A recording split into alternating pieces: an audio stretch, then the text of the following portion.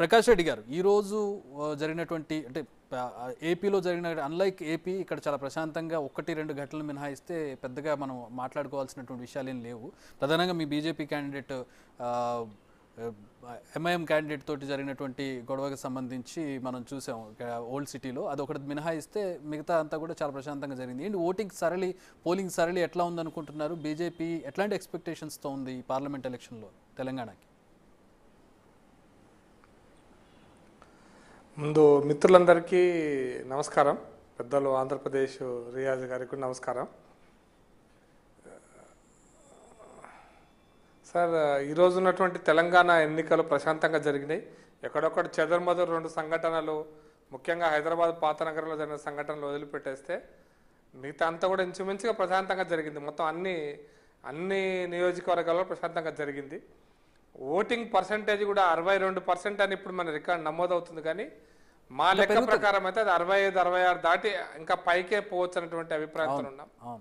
ఎందుకంటే రేపు ఉదయానికి కానీ కరెక్ట్ గా పర్సెంటేజ్ ఓట్ అనేది మనం లెక్కలు చేయలేము. 5:30 వరకు వచ్చిన అప్డేట్ సార్ ఇది. నేను అదే చెప్తాను. 5:30 వరకు కూడా కాదు.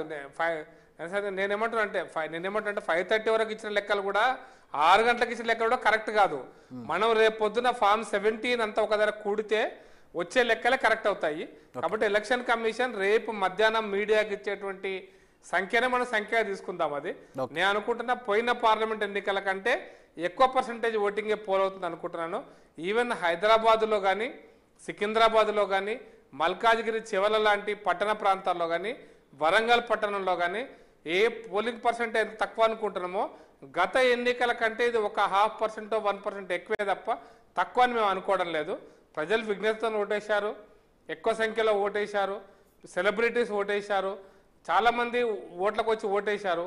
కాబట్టి ఇవన్నీ కూడా మాకున్నటువంటి సమాచారం అయితే మేము తెలంగాణలో అండర్ కరెంట్ అయితే గ్రామాలలో, యువకులలో, మహిళలలో ఏ వాతావరణం బయటకు వచ్చిన తర్వాత వాళ్ళు చూపించినటువంటి పదజాలం కానీ వాళ్ళ యొక్క అభిప్రాయాలను కూడా మేము పరిగణలోకి తీసుకుంటే ఖచ్చితంగా తెలంగాణలో 10 దాటి ఇంకా పైన ఎంత వస్తాయనేది ఇప్పుడు చెప్పలేం. కానీ 10కి పైన వస్తాయనేటువంటి విశ్వాసంతో మాత్రం మేము ఈరోజు ఉన్నామండి.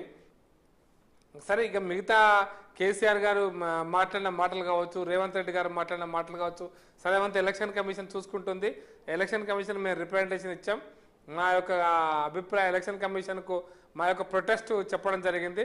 అది మినహాయిస్తే అన్ని నియోజకవర్గాల్లో ప్రశాంతంగా జరిగింది, మంచిగా జరిగింది. ప్రజలు స్వచ్ఛందంగా ఓటేశారు, స్వచ్ఛందంగా ప్రజలు ప్రతి దగ్గరకు వచ్చి ఓటేశారు.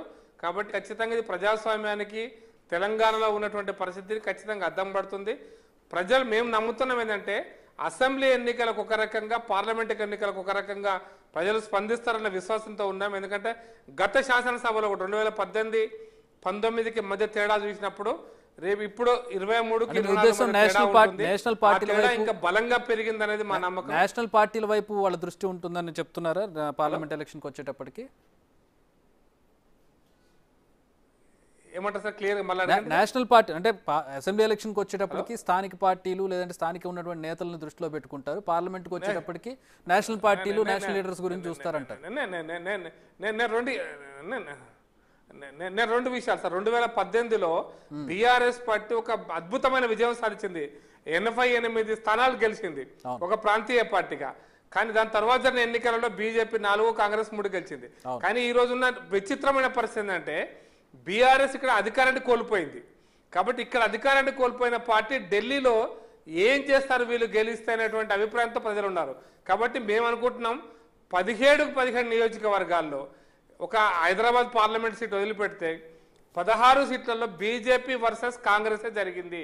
బీజేపీ కాంగ్రెస్ మధ్యనే పోటాపోటీ ఉంది. సరే, ఎన్ని సీట్లు గెలుస్తామనేది మేమైతే విశ్వాసంతో ఉన్నాం.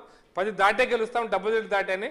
బట్ మేమైతే ఒక్కటి మాత్రం చెప్తున్నా, ప్రత్యేకమైన పరిస్థితి బీఆర్ఎస్ పార్టీకి 38 శాసనసభలో గెలిచిన పార్లమెంట్లో వాళ్ళ యొక్క అవసరం లేదు. కాబట్టి పార్లమెంటులో వాళ్ళ ఎంత 1 గెలిచినా, 2 గెలిచినా, 4 గెలిచినా వాళ్ళ యొక్క అవసరం తెలంగాణ తీరిపోయింది. కాబట్టి ఈ ఎన్నికల్లో